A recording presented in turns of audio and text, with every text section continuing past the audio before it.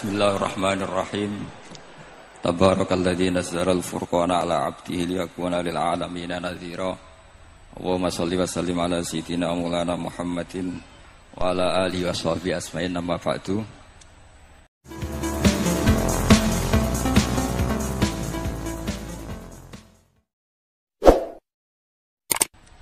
Semua keluarga Lirboyo, semua yang hadir yang saya hormati.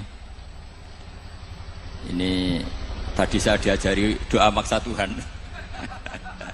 Saya punya sanad yang mungkin lebih keren.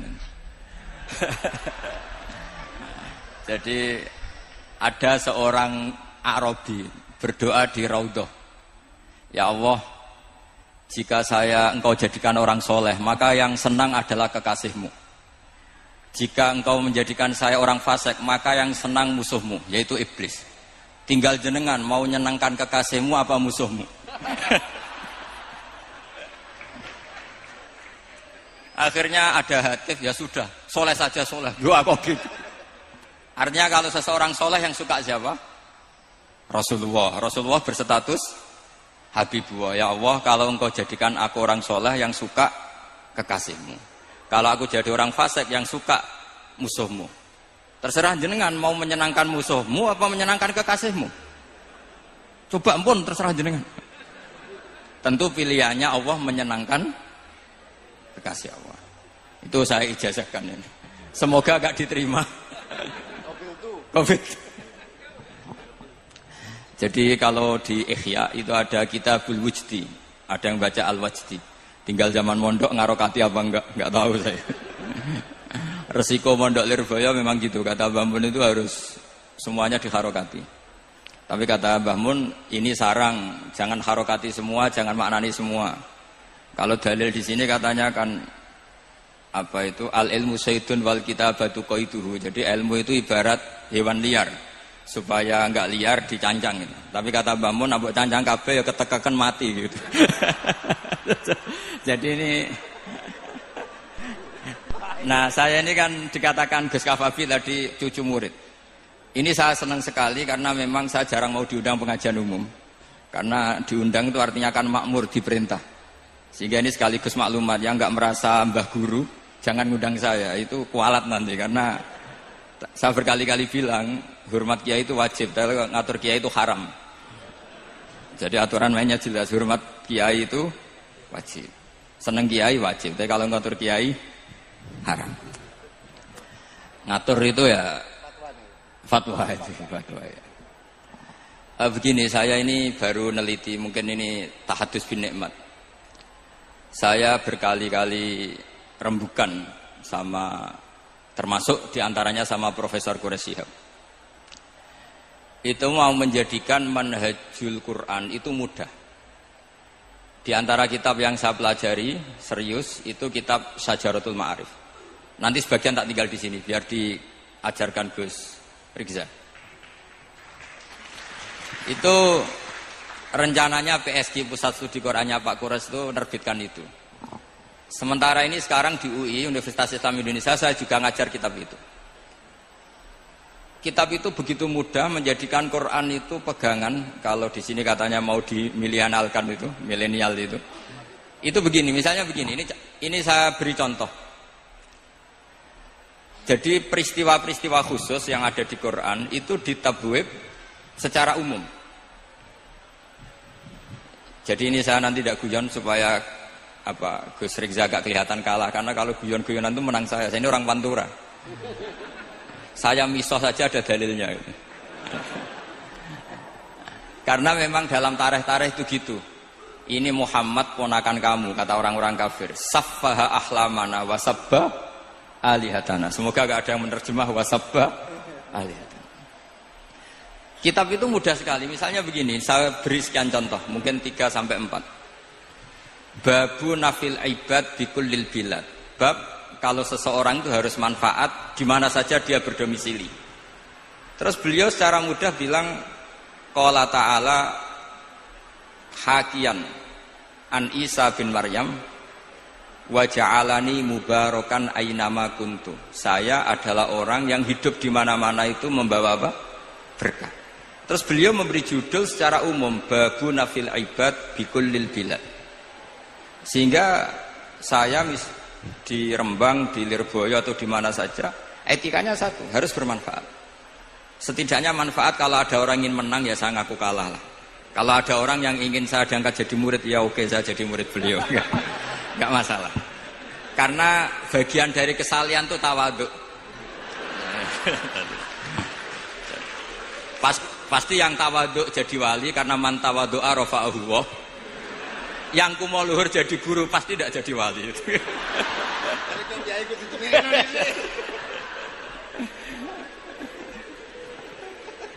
Terus ada bab yang sesuai dalam konteks Indonesia.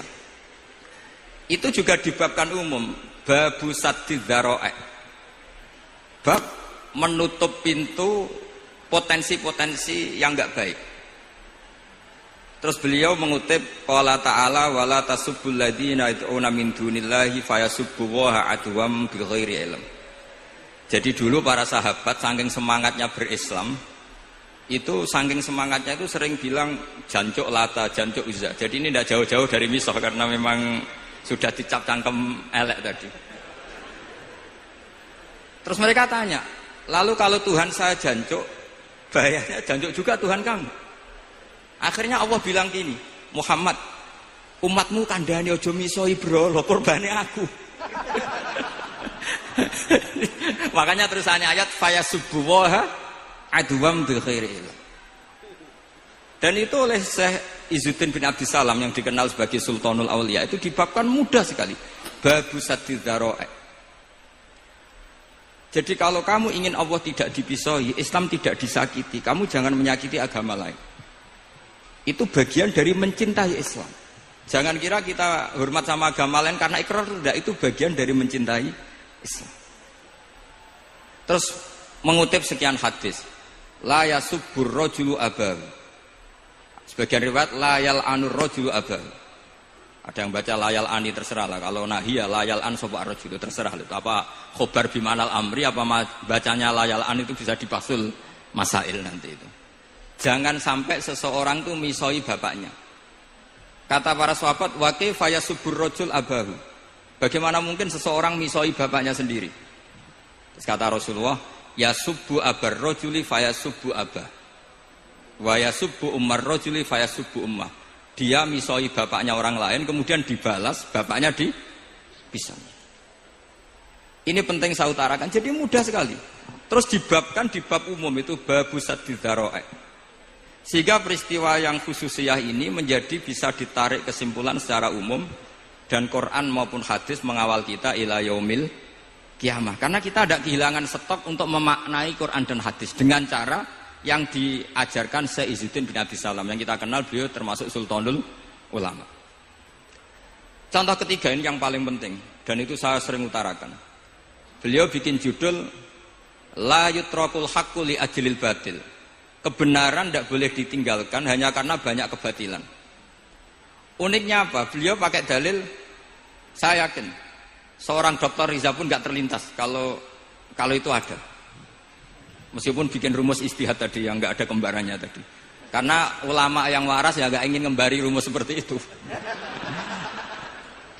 Memang nggak perlu dikembarin, apalagi dosen-dosen tribakti itu nggak suka. Ini padune ra kuat gaji kan gitu. Itu kan dalih ya, dalih supaya ngirit ya. Wes mulang gak arep-arep gaji barokah gitu. Itu mesti kong kali kong sama bendara gitu. Yayasan. Karena yayasan itu. Itu ada judul la yutrakul haqqu li ajlil batil. Itu uniknya beliau hanya dalil inna sofa wal marwata min sya'airillah faman hajjal baita wa atamara fala junaha alaihi ayyat tawafa bihima. Sofa dan Marwah itu hakikatnya adalah min syairillah, termasuk syiar-syiarnya Allah. Maka siapa yang haji maupun umroh enggak apa-apa. Allah dalam bahasakan itu enggak apa-apa, fala junah enggak apa-apa, terus saja tawaf di situ. Memang dalam bahasa Quran enggak bahasa sa'i tapi pakai bahasa tawaf, ayat tawafa bihima. Kata Syekh Izzuddin bin Abdissalam, di sofa ini ada Isaf nama berhala, di Marwah ada Nailah juga nama berhala. Yang orang-orang jahiliyah dulu ini menyembah dua berhala ini. Karena ada berhala mereka merasa risih kalau ibadah ritual tauhid di situ. Tapi kata Allah, teruskan saja kamu tawaf di situ atau sa'i di situ. Artinya apa? Kebenaran tetap diperintahkan meskipun ada kebatilan. Jadi gampang sekali. Terus beliau bikin judul la yutrakul haqqu li ajlil batil. Barang hak itu tidak boleh ditinggalkan karena barang batil. Saya di mana-mana kalau boleh dikatakan fatwa. Kalau ada orang mati karena narkoba atau karena mendem atau karena koplo atau karena oplosan, itu kita sebagai kiai datang saja. Tapi tidak harus kiai yang top-top kayak Gus Rizal, salah satu kiai datang.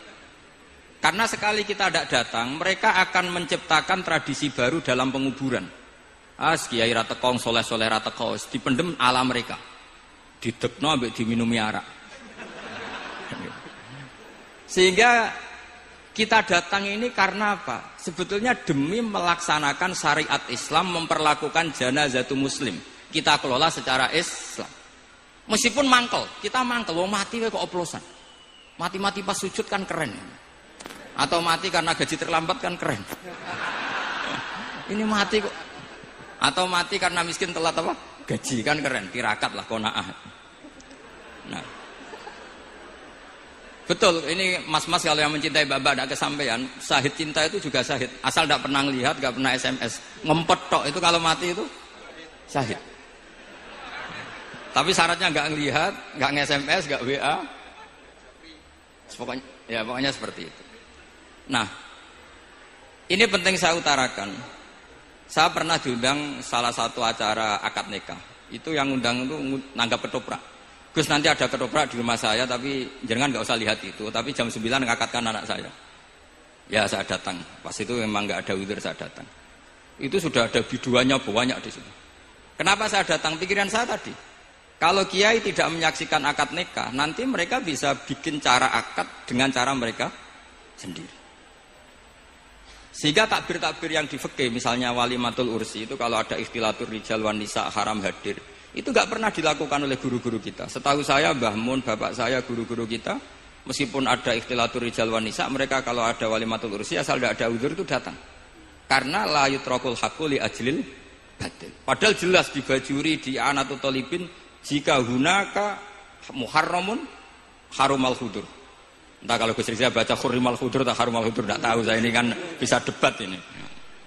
Karena saya santri sarang, jadi kalau baca 2 kali harumal khudur atau hurrimal khudur. Tapi kalau yang santri sini mau tidak mau ya anut harokatnya guru tadi. Resikonya nurut itu harus ikut haruma apa hurrima. Kalau saya karena enggak dimaknani, jadi ya bingung. Maksudnya bingung milih. Saking banyaknya ilmu. Bukan bingung karena goblok, bukan.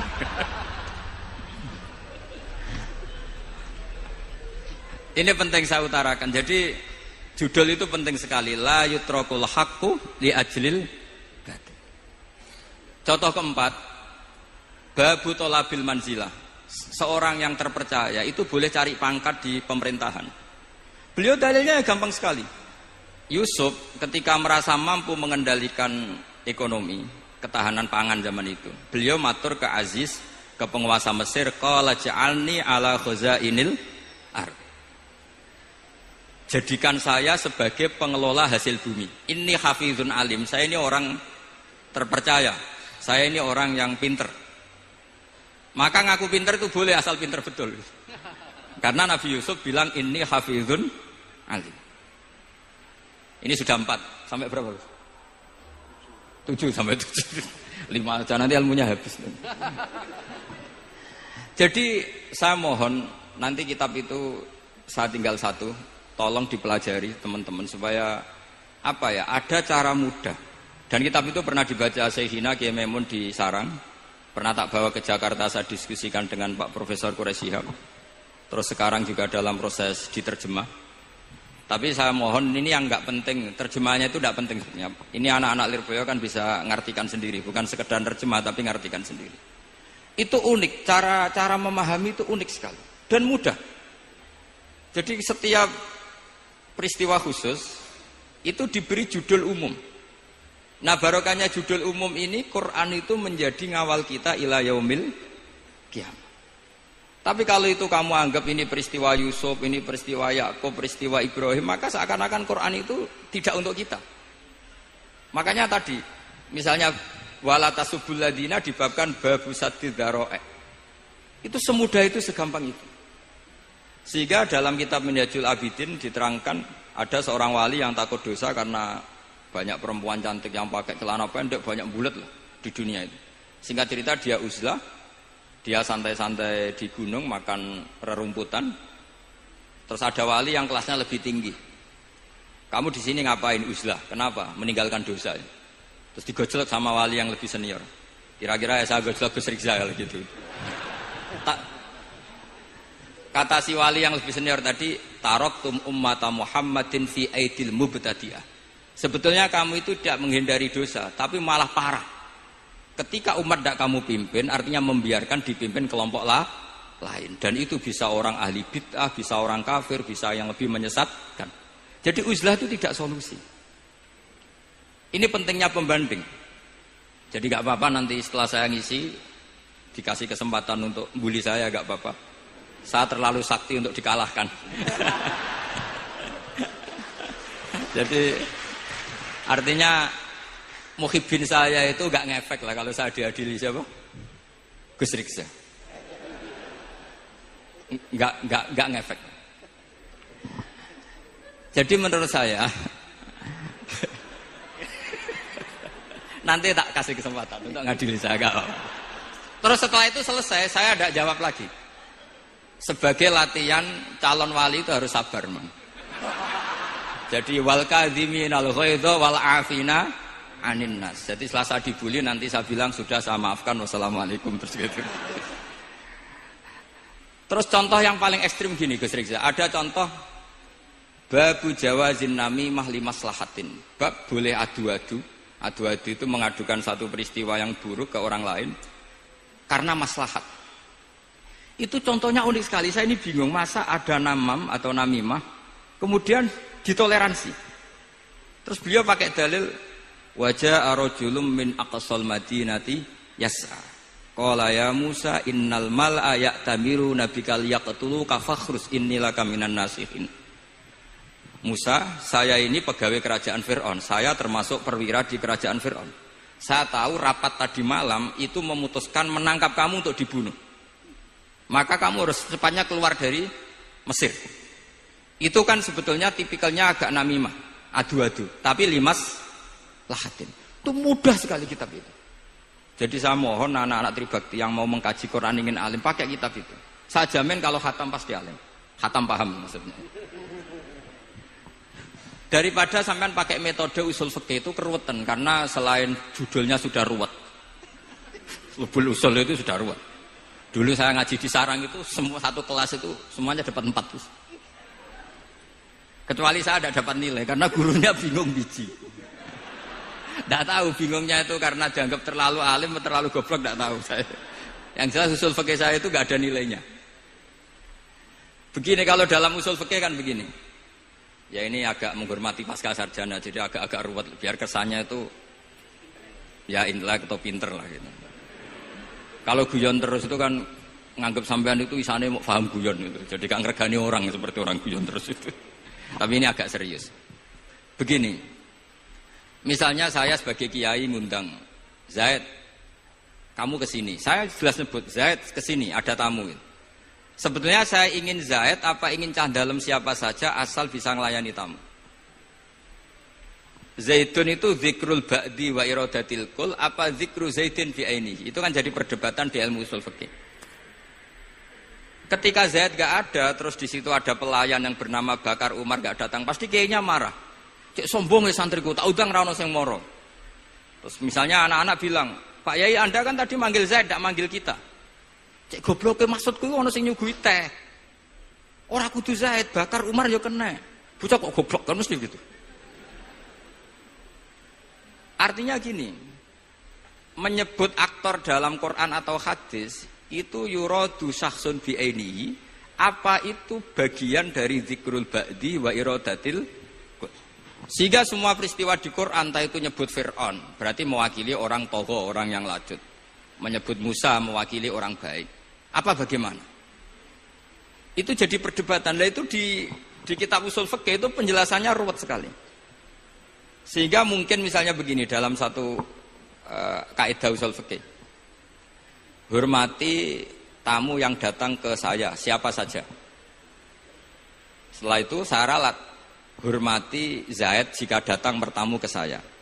Dalam usul fikih itu potensi Zaid ini menjadi mukhassis, berarti siapa saja menjadi batal karena ditaksis kata Zaid. Ada potensinya begini, siapa saja tetap berlaku dan kiai menyebut Zaid adalah zikru ba'di afrodi dzalikal kulli, menyebut individu dari kuliah yang masuk. Jadi tetap hormati tamu siapa saja. Yang termasuk siapa saja adalah Zaid. Apa siapa saja tidak menjadi hukum karena terganti hanya khusus Zaid. Itu jadi perdebatan di perdebatan usul fikih. Jadi terlalu ruwet. Tapi kalau di kitab tadi yang Syajaratul Ma'arif karangannya Izzuddin bin Abdissalam, itu gampang sekali. Saya baca itu min awali hatta akhir itu tidak ada yang iskal, gampang sekali, mudah sekali. Karena tadi mungkin dikarang ahlinya dan dibaca oleh ahlinya, jadi gampang sekali ini. Jadi semudah itu. Istidlal itu gampang sekali. Ya saya ulang lagi tadi karena ditulis orang ahli dan dibaca oleh orang ahli. Tapi saya pastikan kitab itu tuh mudah sekali. Kenapa saya menyarankan begitu? Karena begini. Sekarang tuh banyak orang menafsirkan Quran karena hanya melihat terjemah atau dengar-dengar dari orang lain. Sementara kita yang gudangnya, kita ya semua lah santri sarang Lirboyo semua. Itu tidak mau memulai. Andai kan kita mau memulai, maka kita akan tahu apakah zikrus syekh itu menjadi takyin, harus itu, atau zikrus syekh itu zikrul ba'di wa iradatil kul. Saya beri contoh masalah hukum fikih. Karena ini bidang saya. Saya dulu ketika muda sering makili Anwar Musyawarah di Lirboyo. Dulu yang makili Lirboyo Gus Isom. Gus Rizal belum musuh saya dulu, belum musuh saya dulu. Jadi kalau musuh saya itu terlambat, saya sudah sufi, sudah agak ahli fikih, sudah pensiun, bukan karena sudah bodoh tapi sudah ben diurusi sing nom-nom gitu. Sudah makam saya sudah ndak itu sudah. Ndak tahu entah makam saya dari mana, ndak tahu saya. Misalnya begini saya beri contoh. Di antara yang enggak boleh dalam pernikahan adalah wa antajma'u bainal ukhtain. Menikahi mbaknya plus adiknya, fi nikahin wahid, tahta rajulin wahid. Jadi enggak boleh mempoligami mbak bersama adiknya. Kalau kita percaya zahirun nas, maka yang haram hanyalah wayoh atau berpoligami mbak dan adik. Dan itu bahaya kalau Anda memahami seperti itu. Zaman Rasulullah Sugeng ngendikan ditambahi satu tok sama Nabi. Wala benal mar'ati wa ammatiha wala benal mar'ati wa kholatiha. Itu kalau orang Jawa kan satu, karena bulik dan bude orang Jawa itu sama, dari bapak ya bulik, dari ibu juga bulik. Tapi kalau orang Arab bilang min jihatil ab disebut ammah, min jihatil dikatakan kholah. Nabi zaman Sugeng itu hanya nambah itu tok. Juga agak boleh menikahi ponaan plus buliknya atau menikahi buliknya plus ponaannya. Kemudian oleh ulama fikih ditambahi satu kaidah. Dua perempuan yang kalau saja laufurido itu kalau saja diandekan yang satu lelaki tidak boleh nikah, maka orang ini tidak boleh dijamu dikumpulkan tahta rajulin wahid. Berarti memasukkan siapa saja? Mbah dan cucunya, perempuan dan buliknya, perempuan dan saudaranya. Nah, artinya gini, andekan yang disebut Quran itu menjadi itu saja hukumnya, maka yang haram poligami hanya mengumpulkan mbak dan adiknya, karena Quran hanya bilang wa antajma'u bainal ukhtain. Tapi tentu itu kebodohan. Mesti gak tahu ngaji usul fikih. Kitab yang pantangannya orang banyak, ya pantangannya gurune bareng. Jadi itu bukan pantangan muridnya saja, ya pantangan gurune bareng. Akhirnya apa? Itu kita analisis bahwa ini mimbabi dzikril ba'di wa iradatil kul. Mungkin ada ulama yang era Imam Syafi'i meredaksikan wa antajma'u bainal ukhtain ibaratun anil jam'i bainal mahromen. Apapun itu, tetap ukhtain di sini itu satu percontohan mengumpulkan dua perempuan yang ada hubungan mahram, entah karena saudara kandung atau bulik bude atau mbah sama cucu. Lalu pertanyaannya, kenapa Quran tidak menyebutkan mbah dan cucu? Kebayang nggak misalnya Gus Rizza nikah orang perempuan cantik umur 25 plus mbahnya umur 70 tahun? Nggak mau membayangkan. Katanya tidak mau membayangkan. Artinya gini, orang waras itu tidak akan melakukan seperti itu, maka nggak perlu dilarang. Tapi nak rabi bae sesuai gedon jebule ayu adi itu banyak. Terus dongano bae mati itu banyak itu. Sehingga yang potensi bahaya itu wa antas mau penal ukten. Karena yang potensi nakal itu ya itu tadi. Ron ambake luwe ayu rabi adike, semoga kalau sedang keluarga orang lain ceraikanlah. Tungone maksa. Tungone maksa niku wae.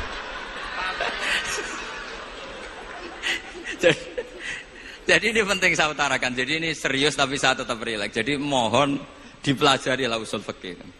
Kalau usul fikih Anda kesulitan, pelajari saja kitab Syajaratul apa? Ma'arif. Nanti kitabnya saya titipkan siapa saja Pak. Insya Allah sampai ke kursi saya. Apa kitab Syajaratul Ma'arif. Itu menurut saya kitab terbaik dalam mempermudah memahami Quran. Ya modelnya begitu. Misalnya tadi babu nafil ibad bikulil bilad. Bab seorang hamba sebaiknya di mana saja bermanfaat. Terus cerita tentang Nabi Isa wa ja'alani mubarakan aina ma kuntu. Saya masih ingat baca kitab supaya Pondok Lirboyo bangga bahwa cucu muridnya alim alama. Jadi ini bagian dari itu. Wong putu muridnya we alim, bangkune murid Lirboyo ora alim, wong putune we alim kan gitu. Jadi kalau sampean ndak alim dosa gede. Saya kata Gus Kafabi kan putu murid, wong putune we alim mosok muridnya gak alim. Awas nak keman gak alim, sini-sini wong. Jadi harus mengkaca putune we alim, apalagi anak epas. Apalagi anak epas.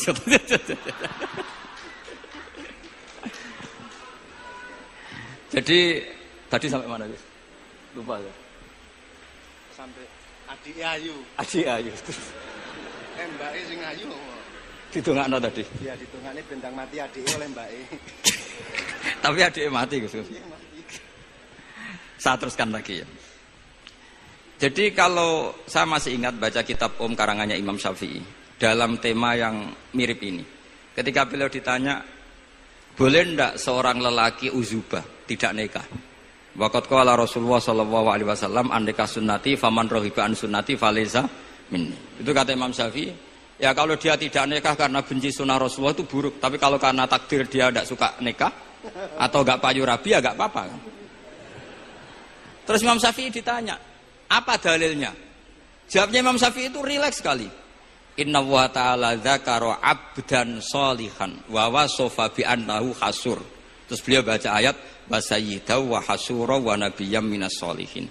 Allah itu menyebut sekian hambanya yang soleh, dan di antara hambanya yang soleh itu berstatus hasur, orang yang tidak nikah. Artinya tidak nikah itu bukan mengganggu kesalehan. Maka uzubah itu halal. Semudah itu dulu orang memahami Quran. Kok sekarang jadi sulit tuh salah gurunya apa salah muridnya?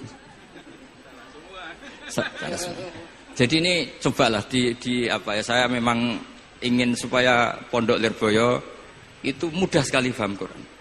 Saya ini termasuk heran ya, kenapa saya yang ngomong tafsir itu menurut saya biasa saja sama. Tapi saya kata orang banyak itu sudah mufassir. Kenapa saya ngomong biasa saja? Karena ya tadi dengan perangkat-perangkat ilmu kayak usul fikih, kayak fikih sendiri, termasuk kitab Syajaratul, memang memahami Quran itu gampang. Wong kafir saja bisa paham dulu. Umar ketika paham Quran itu belum mondok Lirboyo. Masih kafir. Enggak pernah jadi mustahik. Apalagi wakil rektor, enggak pernah. Tapi ketika adiknya Fatimah baca Quran, Toha ma anzalna 'alaikal Qur'ana litashqa illa tadhkiratan liman, itu dia paham dan menjadi masuk Islam. Itu coba fahamnya itu sama ngajinya dulu mana? Dulu fahamnya karena Quran itu muyassar, mudah. Pernah ada seorang ustadz yang mungkin kalau sekarang agak ekstrim lah. Sama ndak usah bilang cingkrang, ndak usah, pokoknya agak ekstrim. Kamu kok senengannya nuduh orang itu. Sampai saya kadang ketularan. Saya ini orang baik, gak suka nuduh orang.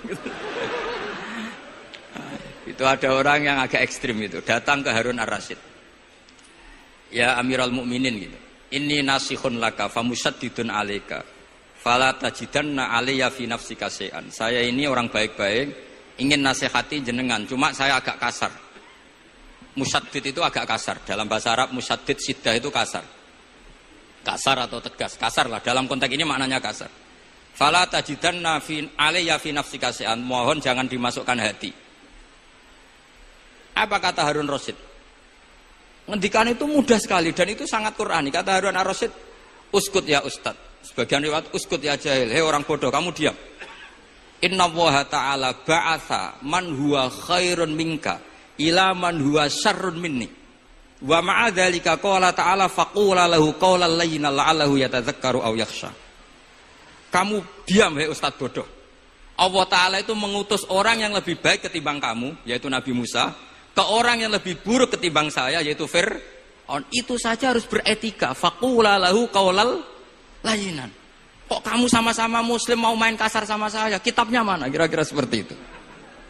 Akhirnya Ustadz tadi, ternyata jenengan lebih alim, mboten sos. Semudah itu orang memahami Quran. Inna wa ta'ala qad ba'asa man huwa khairun minka ila man huwa syarrun minni. Fa inna wa ta'ala ba'asa Musa. Wa Musa tentu lebih mulia ketimbang Ustadz ini. Ila man huwa syarrun minni. Saelek-elek Harun Rasyid itu jelek Fir'aun. Musa yang Rasul yang orang sangat baik diutus ke orang yang sangat buruk yaitu Fir'aun, itu saja beretika faqula lahu qaulal layyin. Harus sopan. Jadi kayak apa? Saya bayangkan kayak apa bahagianya kita kalau melihat santri-santri ini memahami Quran seperti ini. Itu kan mudah. Mudah, nggak perlu dokter, bisa, sudah perlu. Bisa, maksudnya bisa. Nggak perlu dapat honoris causa dari apa tadi? Profesor cangkem elek tadi. Profesor bidang cangkem elek. Jadi karena Quran itu dalil, kata Ibnu Abbas, Al-Quran dalil. Dalil itu mudah ditaklukkan, dibawa kemana saja itu bisa. Nah, ini yang terakhir, khasnya NU itu wasilah. Ini terakhir, nanti setelah ini selesai. Tapi saya mohon MC atau moderator atau siapa lah ngasih waktu Gus Rizal untuk bully saya. Dan saya jamin tidak tak balas. Tidak tak balas dan saya latihan legowo. Legowo tadi wal afina aninas. Sudah itu kata Rasulullah kan gitu. Orang yang meninggalkan debat padahal dia benar, bana wau betan fi rabbil jannah. Jadi sudah saya ingin masuk surga lah, tidak usah repot-repot berdebat. Wasilah misalnya Gus Kafabi niru Mbah Makhros atau Mbah Mun niru Mbah Karim niru Mbah Khalil Bangkalan sampai guru-gurunya. Karena zuriyatam ba'duha min ba'd. Saya juga alhamdulillah kemarin 3 bulan yang lalu, 4 bulan yang lalu Pak Said itu nyari nasabnya di Kudus. Kebetulan beliau sudah dengar-dengar kalau saudaranya Mbah Sahal. Mbah Sahal itu sepupunya Mbah saya, nyari-nyari ketemu beliau senang sekali. Cuma terakhir tanya saya, Gus, saya dengan kamu tua mana? Tua saya, buyut kamu adik buyut saya, kata saya. Nyai Fadila itu saudaranya buyut saya, Mbah Maksum buyut saya. Yang di Pondok Damaran, saya sampai sekarang masih ngajar di Pondok Damaran, belakangnya Masjid Menoro itu. Mbah Mun pernah cerita gini, orang itu banyak yang anti wasilah. Wasilah itu ya niru guru, gurunya guru. Terus langsung niru Kanjeng Nabi. Atau langsung niru pangeran. Itu Mbah Mun, saya masih ingat betul dalilnya mau ihdinas siratal mustaqim siratal ladzina an'amta 'alaihim. Jalan yang lurus adalah mengikuti orang-orang yang telah engkau beri nikmat. Kenapa Allah tidak ngendikan siratoka jalan kamu, jalan engkau? Allah itu tidak makan. Bagaimana cara kita niru Allah makan? Wong Allah tidak makan. Allah tidak tidur. Bagaimana kita niru Allah tidur? Fa inna Allaha la ya'kulu wa la yanam wa la yashrab.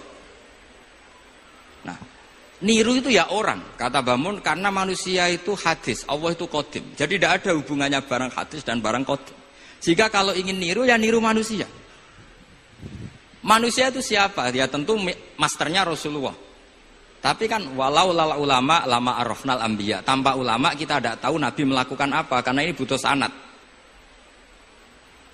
Masyhur itu, walau la murabbi lama arafna rabbi. Tanpa murabbi kita tidak tahu rabbi. Nah, ini penting saya utarakan, sehingga di Quran itu setiap orang baik itu disebutkan orang-orang baik itu siapa?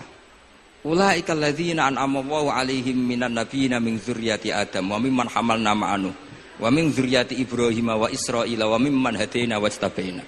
Selalu orang baik itu diceritakan orangnya dan ngikuti orang juga.